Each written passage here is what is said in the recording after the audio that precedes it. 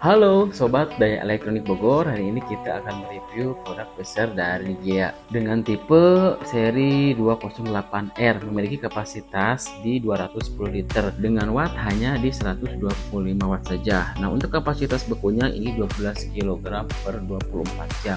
Untuk garansi spare partnya 1 tahun dan garansi kompresornya di 5 tahun ya, jadi nggak usah khawatir kalau ada kerusakan.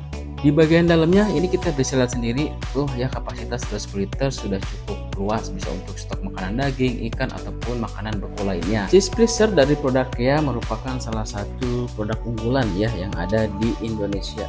Untuk temperaturnya ini sudah digital, mulai dari minus 18 derajat Celcius sampai 26 derajat Celcius. Jadi kalau mau beli cheese freezer yang bagus dan berkualitas, bisa beli produk dari Gea ini. Jangan lupa belinya di toko Daya Elektronik Bogor ya.